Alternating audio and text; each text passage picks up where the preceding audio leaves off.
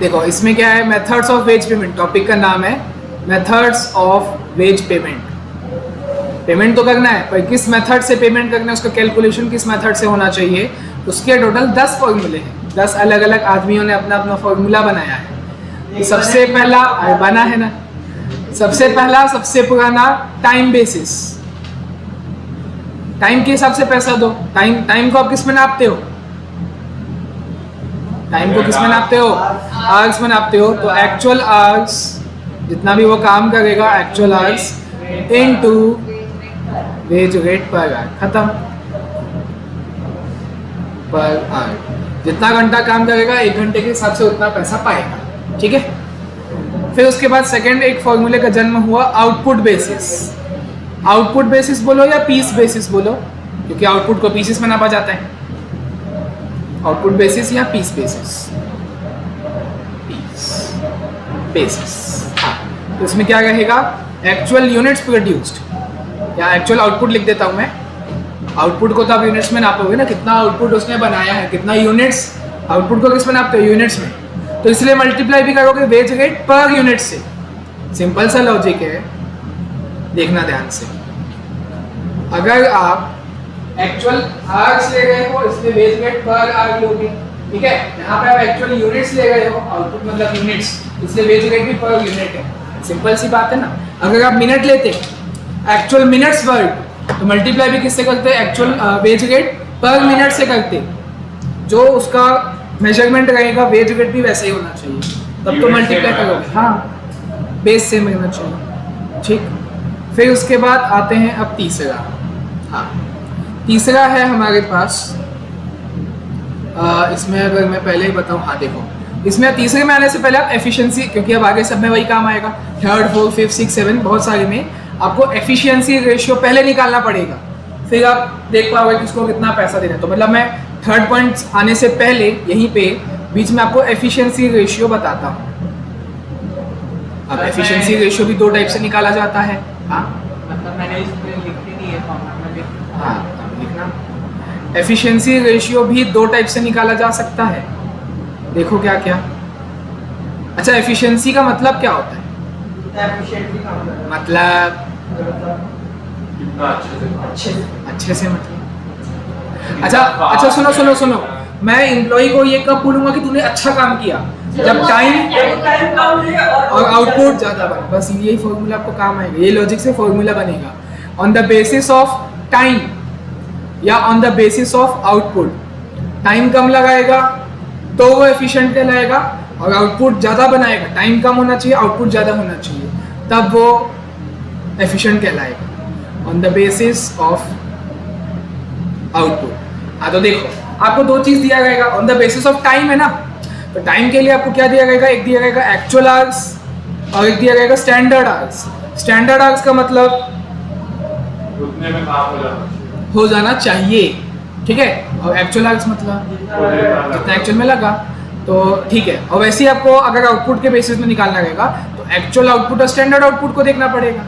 Standard output मतलब जितना units उसको बनाना चाहिए, और एक्चुअल आउटपुट मतलब कितना बनाया। तो जैसा हमने अभी थोड़ी देर पहले 1 मिनट पहले डिस्कस किया, एक्चुअल आउटपुट स्टैंडर्ड आउटपुट। तो अभी जैसे हमने डिस्कस किया, अगर उसको एफिशिएंट बनना है तो मेरे को बताओ एक्चुअल आवर्स क्या होना चाहिए, एक्चुअल आवर्स क्या होना चाहिए, कम होना चाहिए, और एक्चुअल आउटपुट क्या होना चाहिए, ज़्यादा होना चाहिए। तो बस इसी से आपका फॉर्मूला बनेगा। देखो एक्चुअल आवर्स कम होना चाहिए, तो जो कम होना चाहिए वो आपका नीचे आएगा और ये ऊपर आएगा। समझो, अगर मैं टाइम के हिसाब से देखूंगा तो एक्चुअल आवर्स टाइम कम लगना चाहिए ना, एक्चुअल आवर्स कम लगना चाहिए, जो कम लगना चाहिए वो नीचे आएगा as compare to standard hours. आपका एक्चुअल आवर्स कम होना चाहिए तो वो नीचे आएगा, स्टैंडर्ड आवर्स ऊपर आएगा, ठीक है। और क्योंकि एफिशिएंसी रेशियो हमेशा परसेंट में आता है तो इनटू 100, ये इसका फॉर्मूला हो गया। ये है फॉर्मूला एफिशिएंसी रेशियो का on the basis of time, ठीक है। और अगर मैं आऊँगा on the basis of output में, तो एक्चुअल आउटपुट क्या होना चाहिए, ज़्यादा होना चाहिए, इसलिए वो ऊपर रहेगा as compare to standard output, वो कम रहे। स्टैंडर्ड आउटपुट मतलब जितना बनाना चाहिए उससे भी ज़्यादा बना दिया, तभी तो एफिशिएंट कहलाएगा। इसलिए वो एक्चुअल आउटपुट यहाँ पे ऊपर आ जाता है इनटू 100। ये कम ज़्यादा वाले से लॉजिक से याद रखना, और सिर्फ एक्चुअल पे ध्यान दो। देखो आप ये नोटिस किया करो, मैंने सिर्फ एक्चुअल को ही हाईलाइट किया है, स्टैंडर्ड को नहीं किया। आप एक्चुअल को वो करो, एक्चुअल को ही कंपेयर करो स्टैंडर्ड से, आपका फोकस होना चाहिए एक्चुअल पे। तो अगर मैं एक्चुअल आर्क्स की बात करूँ तो आर्क्स कम लगना चाहिए, इसलिए वो नीचे है। और अगर मैं एक्चुअल आउटपुट की बात करूँ, आउटपुट ज़्यादा बनना चाहिए, तो इसलिए वो एक्चुअल आउटपुट ऊपर है ना, और स्टैंडर्ड उसके अपोजिट में आएगा। अगर वो डिनोमिनेटर है तो वो ऊपर, ये ऊपर है तो नीचे। ठीक है, ये दोनों है, मतलब दो फॉर्मूले हैं, दो बेसिस है निकालने का। पर अभी आपको क्या करना है, जितने भी बंदे हैं ना, टेलर है, मैरिक है, गेंट, एमर्सन है, तो वो सब लोग क्या बोलते हैं, सब लोग का एक ही कहना है कि आप एफिशिएंसी रेशियो निकालो on the basis of output. Output आपको ये वाले फॉर्मूले से निकालना है। तो बोले सर आपने वो क्यों सिखाया, आगे काम आएगा, बाद में काम आएगा। मतलब बंदे ये बोलेंगे जितने भी आगे आने वाले, जैसे सबसे पहले आएगा टेलर। मैं यहाँ पे एक नोट भी लिख देता हूँ, नोट ऑल द, क्या कहना चाहिए, साइंटिस्ट ही बोलेंगे। ठीक है, से दैट एफिशिएंसी रेशियो जो है वो on the basis of output निकालना है। Efficiency ratio must be calculated on the basis of output. तो बोले on the basis of time, वो क्यों बताएं, वो बाद में काम आएगा कहीं ना कहीं। बेसिस ऑफ आउटपुट, अभी आपको आउटपुट इस चैप्टर में पूरे में आउटपुट के हिसाब से निकालना है, मतलब ये वाला actual output upon standard output into 100 वाला फॉर्मूला लगाना है। ठीक है, अब आते हैं आगे। तो अब आता है, कंटिन्यू करेंगे तो तीसरा बंदा आएगा टेलर। ठीक, अब देखो टेलर नहीं, वो बंदी है, ये ज़्यादा अच्छा है। सही बात है। Taylor's differential piece rate, differential piece rate. ठीक है, तो देखो अगर एक बात देखें यहाँ पे, मैं तीनों चीज़ लिख देता हूँ इसमें। टेलर क्या बोलता है, टेलर में दो आएगा, इसके अंदर देखो दो तरीका रहेगा, बंदा एक ही है। अब वो दो बात बोला कि अगर आपका जो प्रोडक्शन है, लेबर ने जो भी प्रोडक्शन किया है, अगर प्रोडक्शन है आपका बिलो स्टैंडर्ड, बिलो स्टैंडर्ड मतलब स्टैंडर्ड से कम है, भाई स्टैंडर्ड तुमको इतना यूनिट्स बनाना ही था तो तुमने उससे भी कम बनाया है यार, ये तो गलत बात है, तो तुमको पूरा पैसा नहीं मिल पाएगा, ऐसा नहीं हो पाएगा। तो मतलब जो भी वो एक्चुअल आउटपुट बनाएगा, एक्चुअल आउटपुट जो भी वो बनाएगा into wage rate per unit. तो अगर आप ध्यान से देखोगे तो ये फॉर्मूला तो पूरा सेम हो गया सेकंड वाले के जैसा। ये देखो, ये जो आउटपुट बेसिस था, आउटपुट बेसिस या piece basis, actual output into wage rate per unit piece basis, तो ये भी तो वही है। टेलर्स डिफरेंशियल पीस रेट है, वो खाली पीस रेट था, सिंपल पीस रेट था। ये टेलर का डिफरेंशियल पीस रेट है। डिफरेंशियल मतलब भाई अगर आप बिलो स्टैंडर्ड बनाओगे तो अलग पीस रेट मिलेगा, ज़्यादा बनाओगे तो अलग पीस रेट मिलेगा। तो सर आप तो सेम लिखे हो अभी, हाँ तो करूँगा ना, इनटू 80%, 80% मतलब उसका उसने वो फिक्स कर दिया, मतलब आपको हमेशा 80% ही पुट करना है वहाँ पे। अगर कोई बंदा स्टैंडर्ड से कम बनाता है, हाँ डिफरेंशियल करने के लिए उसमें हाँ बिल्कुल, जितना भी पीस बनाया है ठीक है, वेज रेट पर यूनिट मिलेगा पर उसका 80% ही मिलेगा, क्योंकि बिलो पीस रेट तुम्हारा बिलो स्टैंडर्ड है। ठीक है, और दूसरा केस क्या हो सकता है, मैं बोल रहा हूँ दूसरा, तीसरा नहीं है। अगर आप लोग के मन में 3 आ रहा होगा, below standard, equal to standard और मोर देन स्टैंडर्ड, वैसे तो 3 है, बट टेलर क्या बोलता है, अगर इक्वल या मोर दोनों में आपको ज़्यादा मिलेगा, मतलब अगर प्रोडक्शन आपका प्रोडक्शन एट और अबव स्टैंडर्ड, एट मतलब उतना ही है जितना आपका स्टैंडर्ड था, आपने उतना ही बनाया है या फिर उससे ज़्यादा बनाया है, तो दोनों को देखो इंग्लिश वाला हो गया ना, मतलब अगर आप एट स्टैंडर्ड बनाओगे या स्टैंडर्ड से ज़्यादा बनाओगे तो आपको 120% मिलेगा। Actual output into wage rate होगा, वो तो पैसा आपको मिलेगा ही, इनटू हो जाएगा 120%। बस टेलर ने 2 बात बोला बस, कि अगर बिलो स्टैंडर्ड है 80%, अबव एट या अबव स्टैंडर्ड है, वैसे काउंटिंग करोगे तो 3 हो गया ना, 1 2 3। वो क्या बोला कि अगर तुमने स्टैंडर्ड जितना एग्जैक्ट उतना ही बनाया या ज़्यादा बनाया, दोनों को 120% मिलेगा। उस हिसाब से 2 बातें थी। ठीक है, एक्सेल बनाया है तो 100 देना चाहिए। तो भी 120। टारगेट पूरा अचीव हुआ ना, जितना टारगेट तुमको स्टैंडर्ड का दिया गया था तुमने पूरा अचीव किया, ये लो 120%, बधाई हो। ठीक है, ये टेलर का हुआ। अब आते हैं आगे, फोर्थ बंदा रहेगा हमारे पास, ले लेते हैं मैरिक। मैरिक का भी वही डिफरेंशियल पीस रेट, नाम उसका पूरा वही है। अच्छा, डबल आर है, मैरिक डिफरेंशियल पीस रेट। अभी हमने जो पढ़ा टेलर का डिफरेंशियल पीस रेट, अब ये मैरिक का डिफरेंशियल पीस रेट। तो यहाँ पे अब आपको एफिशिएंसी रेशियो यहाँ पे भी काम आएगा। तो देखो, सबसे पहले तो आप हाँ एफिशिएंसी रेशियो निकाल लेना। मतलब मैं यहाँ से लिखता हूँ step 1, calculate efficiency ratio on the basis of output, यानी भाई आपका actual output upon standard output into 100 on the basis of output वाले फॉर्मूले से आप एफिशिएंसी रेशियो निकालना। जैसे ही एफिशिएंसी रेशियो आ जाएगा, स्टेप 2 में आपको ये एग्जाम में याद करके जाना है, एग्जाम में नहीं बताएगा, आपको याद करके जाना है कि अगर इसका एफिशिएंसी रेशियो 0% से 83% के बीच हुआ तो कितना पैसा मिलेगा, 83% से 100% के बीच में अगर हुआ क्या एफिशिएंसी रेशियो तो कितना पैसा मिलेगा, और अबव 100% है एफिशिएंसी रेशियो तो कितना मिलेगा। ऑब्वियसली देखो, एक चीज तो कॉमन सेंस है। आप लोग बताओ, इंक्रीजिंग ऑर्डर में रहेगा कि डिक्रीजिंग ऑर्डर में रहेगा? ऑब्वियसली इंक्रीजिंग ऑर्डर में रहेगा, क्योंकि उसकी एफिशिएंसी बढ़ते जाएगा ना, तो पैसा भी बढ़ते जाएगा। तो अगर 0 से 83 के बीच में है तो इसने बोला, मैरिक ने बोला normal piece rate. Normal piece rate मतलब वही आपका formula, actual units, actual output into wage rate per unit, जो नॉर्मल पीस रेट है। देखो, अगर मैं सिर्फ ये वाले को हाईलाइट करूँ, ये आपका नॉर्मल पीस रेट है, इसको हाईलाइट करूँ, ये नॉर्मल पीस रेट है, और ऊपर और सेकेंड वाले में इसको हाईलाइट करूँ, नॉर्मल पीस रेट है। तो ये भी वही बोलेगा नॉर्मल पीस रेट। तो एक काम करता हूँ, मैं फॉर्मूला ही लिख देता हूँ। नॉर्मल पीस रेट मतलब क्या, जो एक्चुअल आउटपुट आपने बनाया है, actual output into wage rate per unit, this is normal piece rate, इसको हम नॉर्मल पीस रेट कहते हैं। और अगर मैं नॉर्मल टाइम रेट बोलूँगा तो actual hours into wage rate per our. ठीक है, तो इतना तो आपको पैसा मिलेगा, और क्योंकि इंक्रीजिंग ऑर्डर होगा, इसी में ऐड अप होते जाएगा ना, मतलब इतना तो आपको मिलेगा ही मिलेगा भाई, इसी में आगे ऐड अप होते जाएगा। तो इसको मैं पहले तीनों में लिख देता हूँ, है ना, तीनों में आप ये लिख दो, पीस रेट तो मिलेगा ही ना। अब इंक्रीजिंग ऑर्डर कैसा, 0 से 83 है तो बस नॉर्मल पीस रेट, और कुछ नहीं।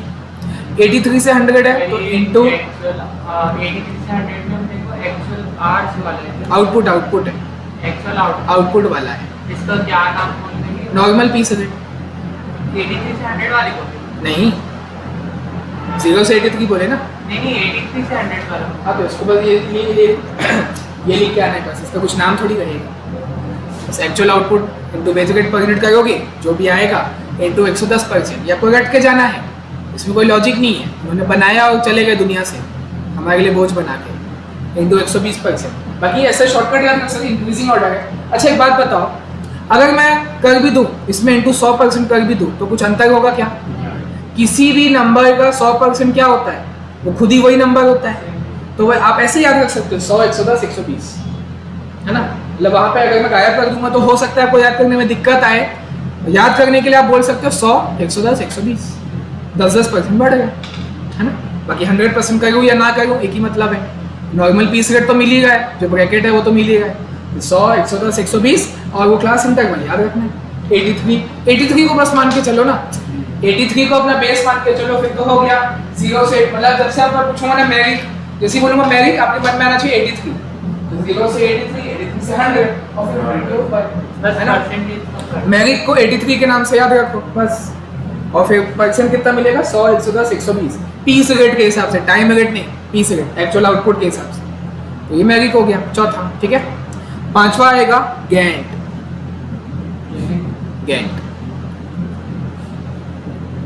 गैंट टास्क बोनस प्लान, मतलब उसने अपना नाम है, गैंट तो बंदे का नाम है, उसने अपने ये मेथड का नाम रखा गैंट टास्क बोनस प्लान। तो ये भी आपको टाइम रेट के हिसाब से देगा पैसा। हाँ, तो देखो पहले मैं इसका वो लिख दूं, फिर किस बेसिस पे ये पैसा कैलकुलेट करेगा। तो देखो, प्रोडक्शन बिलो स्टैंडर्ड, ये किसके जैसा हो गया? टेलर के जैसा हो गया। टेलर ने भी यही बोला था बिलो स्टैंडर्ड, और दूसरे ने बोला था एट और अबव स्टैंडर्ड, सेम था, इसने अलग अलग कर दिया। बिलो स्टैंडर्ड तो अलग था ही, टेलर ने क्या किया था? एट और अबव को अलग अलग किया था। एट मतलब सेम किया था, एट और अबव को सेम था, इसने अलग कर दिया, मतलब 3 कैटेगरी हो जाएगी। एट स्टैंडर्ड अलग और अबव स्टैंडर्ड और ज़्यादा अलग, मतलब 3 कैटेगरी आ गई, प्रोडक्शन, अबव, स्टैंडर्ड। तो आप लोग गेस करो, चलो ये तो मैं आपको बता दे रहा हूँ, अभी एग्जाम में तो आपको याद करके जाना है। अभी मैं बता दूँ कि टाइम के हिसाब से पैसा देता है, टाइम बेसिस के हिसाब से पैसा देता है। मतलब फॉर्मूला क्या होगा? तो सबसे पहला वाला था actualise into wage rate per unit per hour, actualise into wage rate per our. तो वो कहाँ पे दोगे? बताओ, आप लोग बताओ, बिलो में दोगे कि एट में कि अबव में? अगर मैं सिर्फ इतना करूँ actualise into wage rate per our, that's all, उसमें कुछ प्लस बोनस नहीं करो, 110%, 120% कुछ नहीं करो, बिलो में देंगे, बिलो में देंगे। जितना घंटा तुमने काम किया उतना पैसा लो। इसके लिए एक लॉजिक है, अभी देखो 5वां हुआ है ना, अभी 6, 7, 8, 9 और बाकी है, 10वां भी बाकी है। तो सब लोग यही बोलेंगे कि जितना टाइम तुमने काम किया है उतना तो पैसा मिलेगा। ठीक है, टारगेट अचीव नहीं हुआ कोई बात नहीं है, तुमने जितना काम किया उतना पैसा। देखो अगर 2 घंटा भी काम किए, तुम्हारा टारगेट था 6 घंटा काम करने का, तुमने 2 घंटा काम किया तो 2 घंटे का तो पैसा मिलेगा ना। नुकसान है क्योंकि 6 घंटे का, मान लो 6 घंटे का 600 होता, 2 घंटे का 200 मिलेगा, तो मिलेगा 200, उसमें पैसा कटेगा नहीं। अब जो जितने भी आगे आएंगे ना 5, 6, 7, 8, आपका पैसा वो काटेंगे नहीं। टेलर ने आपका पैसा काटा, 80% दिया था, ठीक है, देख लो ना, 80 किसी भी नंबर का 80% निकालोगे तो वो क्या हो जाएगा? कम हो जाएगा, मतलब आपका पैसा काट रहा था, सिर्फ टेलर काट रहा था और कोई नहीं काटा। आप देखो ना, इसने भी कहाँ काटा? मैरिक ने कहाँ काटा? अगर आप 1% की भी एफिशिएंसी दिखाते हो तो जितना आउटपुट बना उसका वेज रेट पर कुछ पैसा कटा नहीं, 100% है ना, ये कुछ नहीं, मतलब इनटू 100% कर सकता हूँ, एक ही मतलब है, पैसा कम तो नहीं होगा ना। अगर आपका एफिशिएंसी यहाँ पे 1% भी, 1% मतलब आप काम कुछ किए ही नहीं, बस मुंह दिखा के चले गए, तो भी आपका जितना आउटपुट आप बनाए हो उतना पैसा आपको मिलेगा, कुछ पैसा कम नहीं होगा, उल्टा बढ़ाने पे बढ़ गया। तो सिर्फ टेलर आपका पैसा काटते हैं वो याद रखना, 80% देता है, बाकी लोग मिनिमम 100% तो देंगे, 100% से कम कोई नहीं देगा टेलर के अलावा, ये चीज़ आप याद रखना। अभी मैरिक आएगा, एमर्सन आएगा, हालसेगोवन आएगा, टाइम के हिसाब से वो लोग आपको पैसा पूरा देंगे, 100% आपको देंगे, 100 से कम कोई नहीं देता। वो तो 100% वाला है, मतलब वही आपका actual hours into wage rate per our, वो आपका यहाँ पे आएगा। मैं शॉर्ट में लिख रहा हूँ, actual hours AH into wage rate per our, ठीक है, ये 100% वाली बात हो गई। अब जैसे जैसे आगे आओगे ऑब्वियसली इंक्रीजिंग ऑर्डर में होते जाएगा। तो देखो actual hours into wage rate per hour as it is, पूरा सेम टू सेम, ठीक है। इसमें आप कर दोगे टाइम यूनिट के हिसाब से हुआ, ये मैंने 2 क्यों लिखा, अच्छा वही है, हाँ, इनटू 120%, ये देखो, मतलब क्या नाम है, गेंट और ज़्यादा दिलदार है।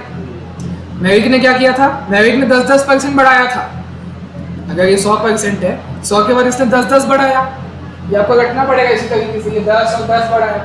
गेंट ने क्या किया? सीधा 20% बढ़ा दिया, ये 100 है, 100 से सीधा 20 में, 120 में जंप मार दिया, है ना, 120%।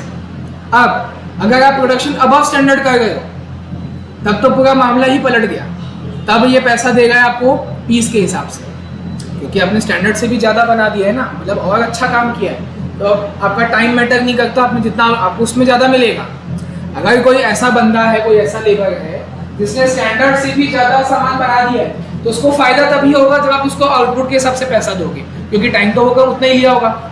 मान लो 8 घंटे की शिफ्ट है, शिफ्ट 8 घंटे की होती है, एक दिन आप कहीं भी काम करोगे, एक शिफ्ट एक दिन की 8 घंटे की होती है। अब उस 8 घंटे में काम करके किसी ने बिलो स्टैंडर्ड किया, किसी ने एट स्टैंडर्ड किया, तो उनको टाइम के हिसाब से ही पैसा मिला। भाई 8 घंटा तुमने तो काम किया ही होगा, 8 घंटे का पैसा तुमने 100% और तुमने टारगेट तो अचीव किया ना, तो खुद ही 8 घंटे का पैसा है प्लस 20% का बोनस एक्स्ट्रा, 120% हो गया। और जिसने स्टैंडर्ड से भी ज़्यादा बनाया होगा, मतलब क्या किया होगा उसने, उसी 8 घंटे में सबसे ज़्यादा यूनिट्स उसने बनाए होंगे, सबसे ज़्यादा यूनिट्स उसने बनाए होंगे, इसलिए उसको पैसा भी यूनिट्स के हिसाब से मिलेगा। अगर मैं उसको टाइम के हिसाब से दूँ ना, तो उसके साथ ना इंसाफी है, क्योंकि टाइम तो तीनों ने 8 घंटा लिया है, इसने भी 8 घंटा काम किया, इसने भी 8 घंटा काम किया, इसने भी 8 घंटा काम किया है, तो इन दोनों को 8 घंटे के हिसाब से तो चलेगा, इसको 20% एक्स्ट्रा भी मिला क्योंकि स्टैंडर्ड अचीव कर लिया है। तो जिसने स्टैंडर्ड से भी ज़्यादा बना दिया उसको अगर आप टाइम के हिसाब से दोगे, गारंटी ये बोला है, उसको अगर आप टाइम के हिसाब से दोगे उसके साथ नाइंसाफी है, आपका पैसा बचेगा पर उसके साथ गलत है। तो आप उसको पी सिगरेट के हिसाब से पैसा दोगे। पी सिगरेट का क्या है formula? Actual output veg rate per unit. और आपको क्वेश्चन में, हाँ, आपको normal veg rate per unit नहीं लेना है, हाई वेज रेट लेना है। हाई वेज रेट आपको दिया जाएगा, हाई वेज रेट, लो वेज रेट दिया जाएगा, पर यूनिट आपको वो देना है। क्वेश्चन आयोगे देखोगे वहाँ पे से HIGH लिखा रहेगा, उसमें कोई दिक्कत नहीं घुमाएगा। ठीक है, तो ये गेंट का था, पूरा इसको याद करके ही चलना है। पर यूनिट बिल्कुल, high veg rate per unit. Question में लो वाला भी दिया जाएगा, आपको हाई वाला लेना है क्योंकि वो अबाव स्टैंडर्ड है, जाहिर सी बात है हाई वाला लोगे, ज़्यादा पी सिगरेट वाला लोगे। ठीक है, 6th है हमारे पास एमर्सन। चलो फटाफट एमर्सन्स एफिशिएंसी प्लान। तो देखो एक बात बताओ, थोड़ी देर पहले हमने मैगिक का लाया था, मैगिक कितना परसेंट, उसका क्लास इंटरवल कैसे यार, कितना परसेंट था? 83 वाला था, इसका 66.67 है। तो इसका मतलब 3 क्लास इंटरवल कैसे बनेगा? 0 से 66.67%, 66.67% से 100% और अबव 100%। मतलब ये मैगिक से मिलता जुलता है। मैगिक में हमने 83% का वो एक क्या बोलना चाहिए उसको, बेस लिया था। हाँ, मैगिक में हमने 83 को लिया था, ये आप आया 83 एक वो है स्टॉपेज है ना, 0 से 83 फिर उससे 100 के ऊपर मैगिक का था। वैसे एमर्सन से उसको मैच करो, एमर्सन में भी वैसी है, 66 में है ब्रेक। ठीक है, उसके बाद 100 तक, 100 के ऊपर। अब अंदर का पूरा डिफरेंट है, अंदर का थोड़ी सेम होगा।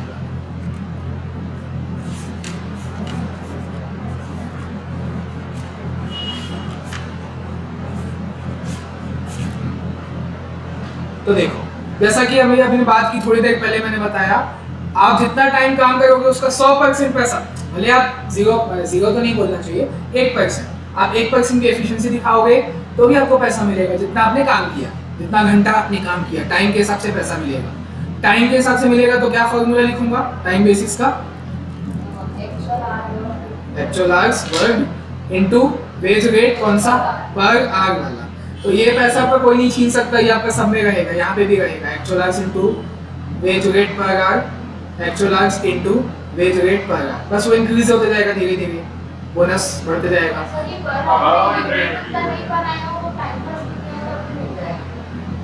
हाँ, तो दोनों के पैसे हैं ना। मान लो यूनिट्स उसने बनाया पर 10-20 घंटा ले लिया तो वो भी फिर नुकसान है। दोनों में कोई एडवांटेज है, डिसएडवांटेज भी है। तो चलो सोचो, पहले वाले में क्या रहेगा, इसके आगे कुछ नहीं रहेगा भाई। 0 से 66 में हो तुम, कहाँ कुछ मिलेगा? मतलब 100% चाहो तो आप याद करने के लिए 100% कर सकते हो, मतलब उतना ही मिलेगा जितना तुम्हारा हक है, हक से काम ही कहाँ की हो जाता है। ठीक है, जहाँ आप 66 से 100% काम किए बोनस मिलेगा, कितना मिलेगा फिक्स नहीं है। देखो अभी तक बोनस फिक्स था 110, 120, फिर एक बंदे का आया 120 और फिर हाई बीस, ऐसे अलग अलग था ना, इसी का 110, 120 ऐसे चल रहा था, बोनस उतना बढ़ रहा था। इसका बोनस मिलेगा प्लस बोनस, बट वो बोनस होगा कितना परसेंट? असली जिंदगी में आपका बॉस डिसाइड करेगा, और क्वेश्चन में आपको दिया जाएगा bonus which will vary between 0.01% to 20%। Question में देगा, आपको ये याद करके नहीं जाना है, मतलब बोनस याद रखना है, पर कितना बोनस, कितना परसेंट, वो क्वेश्चन में बताएगा। 0.01 से 20 के बीच में रहेगा, क्वेश्चन में दिया जाएगा। असली में वो मालिक डिसाइड करेगा। ठीक है, अब जैसे ही आप 100 के भी ऊपर पहुंच गए, हाँ, जैसे आप अपनी एफिशिएंसी 100 के ऊपर ले गए, तब तो आपको फिक्स्ड बोनस मिलेगा 20%। 20 अभी तक देखो यहाँ पर इसका अपर लिमिट क्या है? 20%। ये आपका क्लास इंटरवल है, नहीं टाइप 0.01 से 20, मतलब कम से कम इतना परसेंट मिलेगा, ज्यादा से ज्यादा इतना मिलेगा।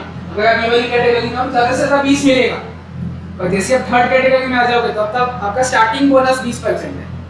इसे बोलते हैं स्टार्टिंग सैलरी ही इतनी अच्छी है, तो यहाँ पे स्टार्टिंग बोनस ही इसका 20% है। जो शुरुआती आपका 20% मिल गया वो फिक्स है, प्लस इसके ऊपर और एडिशनल बोनस मतलब ये तो फिक्स्ड बोनस हो गया, 20% आपको मिलेगा। अच्छा 20% किसका निकालोगे, 20% किसका निकालोगे, मतलब ये जो ब्रैकेट में आएगा उसका आंसर, जो टाइम बेसिस के हिसाब से आप निकालोगे एक्चुअल इनटू वेज रेट पर उस वो तो लिखोगे, फिर उसका 20% यहाँ लिखोगे, फिर अभी और बाकी है, खत्म नहीं हुआ है। एडिशनल बोनस,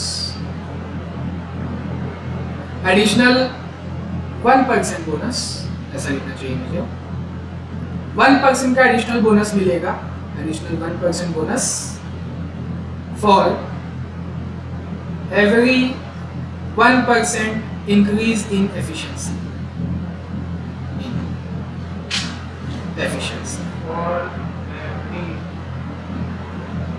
और इसका मतलब क्या हुआ, सेंटेंस का मतलब क्या हुआ?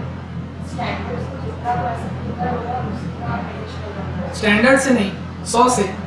आपका क्लास इंटरवल क्या है, अबव 100 है ना, 100 से अब जितना अगर बिल्कुल। 1% तो increase करते जाएगा बिल्कुल, मान लो किसी बंदे का एफिशिएंसी आया है 105%, 105 एक लेबर है, उसने 105% की एफिशिएंसी दिखाई, तो अब उसको क्या क्या मिलेगा, एक्चुअल इनटू वेज रेट तो मिलेगा, मान लो 1000 रुपए है, मतलब मैंने एक्चुअल इनटू वेज रेट किया, उसका आंसर आया 1000, ठीक है, प्लस 20%, 20% किसका, 1000 का, जो कि आया 200, ठीक है, plus additional 1% bonus for every 1% increase in efficiency. Efficiency कितने से बढ़ी है उसकी, 5, तो 5% का बोनस मिलेगा। अगर आप 1% से एफिशिएंसी दिखाओगे ज्यादा, तो 1% आपको बोनस ज्यादा मिलेगा, 2% एफिशिएंसी 2% का बोनस, 3% एफिशिएंसी ज्यादा 3% का बोनस। यहाँ पे 5% की एफिशिएंसी ज्यादा है 100 के ऊपर, तो 5% का बोनस। सवाल है 5% किसका, 1000 का कि 1200 का, 1000 का, बिल्कुल बेसिक बोनस का, बेसिक पे का। बोनस हमेशा बेसिक पे में निकाला जाता है, बेसिक पे उसका 1000 है, 1000 का 5% 50, तो इसका फाइनल आंसर 1250। समझ आ गया पक्का? जितना एफिशिएंसी आप मान लो 106 होता, 6% यानी 60 हो जाता, 110% यानी 10%, 110% का 10% देंगे एडिशनल, 1000 का 10% यहाँ 100 हो जाता, तो वैसा हमको उतना बढ़ाते जाना है, ठीक है। कोई दिक्कत इसमें, ये आपका एमर्सन हो गया है ना, हाँ। क्या चीज़?